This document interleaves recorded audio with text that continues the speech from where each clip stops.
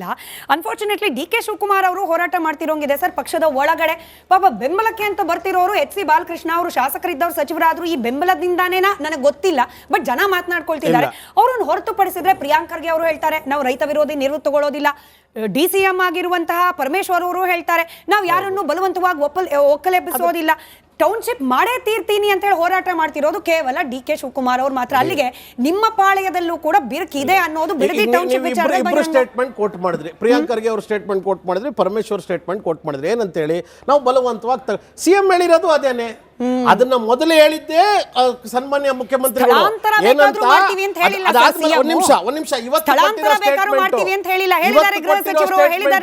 ಕೊಟ್ಟಿರೋ ಸ್ಟೇಟ್ಮೆಂಟ್ ನೀವು ಹೇಳಿದ್ರಲ್ಲ ಬರೀ ಬಾಲಕೃಷ್ಣ ಅವ್ರು ಮಾತ್ರ ಅವ್ರು ಪರವಾಗಿದ್ದಾರೆ ಅಂತ. ಇವತ್ತು ನೀವು ಪುಟ್ಟರಂಗ್ ಶೆಟ್ರು ಒಂದು ಸ್ಟೇಟ್ಮೆಂಟ್ ಕೊಟ್ಟಿದ್ದಾರೆ, ದಯವಿಟ್ಟು ಅದನ್ನ ಬಿತ್ತರಿಸಿ.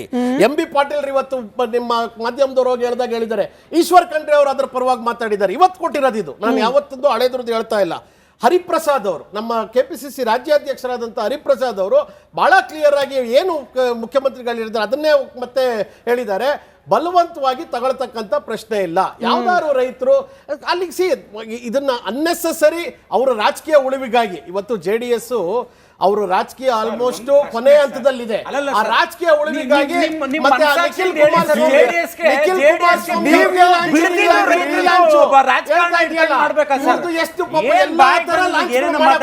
ಎಲ್ಲೂ ಸಕ್ಸಸ್ ಆಗ್ತಾ ಇಲ್ಲ.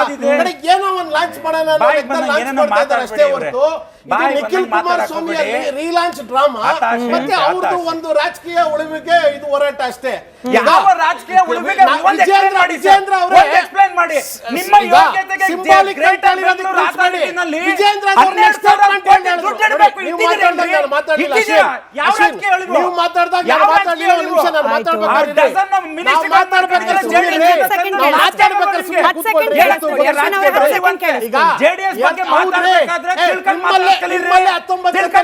ಮೈಸೂರಲ್ಲಿ ಮಾಡಿದ್ರೆ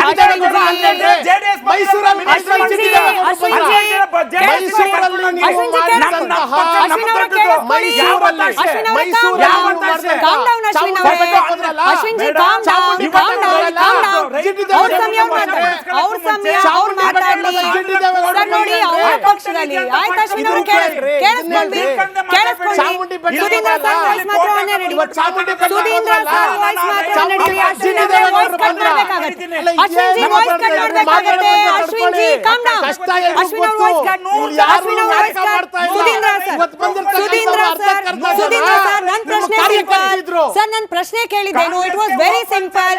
ಡಿ.ಕೆ. ಶಿವಕುಮಾರ್ ಅವರಿಗೆ ಕೇಳಿಸ್ಕೊಂಡ್ವಿ ಅಶ್ವಿನ್ ಅವರೇ, ಸುಧೀಂದ್ರ ಅವರೇ, ನಾವು ಕೇಳಿದ್ದು ನಾವು ಸ್ಥಳಾಂತರ ಬೇಕಾದ್ರೂ ಮಾಡ್ತೀವಿ, ರೈತರನ್ನ ಬಲವಂತ ಮಾಡಲ್ಲ ಅಂತ ಹೇಳಿದ್ದು ಡಿ.ಕೆ. ಶಿವಕುಮಾರ್ ಅವರಲ್ಲ, ನಿಮ್ಮದೇ ಪಕ್ಷದ ಗೌರವಾನ್ವಿತ ಸ್ಥಾನದಲ್ಲಿ ಇರ್ತಕ್ಕಂಥ ಸಚಿವರುಗಳು. ಅಲ್ಲಿಗೆ ಕಾಂಗ್ರೆಸ್ ನಲ್ಲೂ ಕೂಡ ಬಿಡದಿ ಟೌನ್ಶಿಪ್ ವಿಚಾರಕ್ಕೆ ಸಂಬಂಧಪಟ್ಟಂತೆ ಒಕ್ಕೊರಲಿನ ಹೇಳಿಕೆಗಳು ಇಲ್ಲ. ನೋಡಿ, ಬಾಟಮ್ ಲೈನ್ ಏನು, ರೈತರ ಮೇಲೆ ನಾವು ದಬ್ಬಾಳಿಕೆ ಮಾಡಿ ನೆಲವನ್ನ ಬಲವಂತವಾಗಿ ತಗೊಳ್ಳೋದಿಲ್ಲ. ಅದ್ಯಾವ್ದಾದ್ರು ನಿಮಗೆ ನಿದರ್ಶನಗಳಿದ್ರೆ ಅದರದ್ದು ಉದಾಹರಣೆಗಳಿದ್ರೆ ತೋರಿಸಿ. ಹೆದರಿಸಿ ಬೆದರಿಸಿ ಪರಿಹಾರವನ್ನ ಪಡ್ಕೊಳ್ಳೋ ರೀತಿಯಲ್ಲಿ ಮಾಡ್ತಾ ಇದ್ದಾರೆ ರೈತರು. ಎದುರಿಸಿ ಬೆದರಿಸಿ ಪರಿಹಾರ ಕೊಡ್ತಾ ಏನು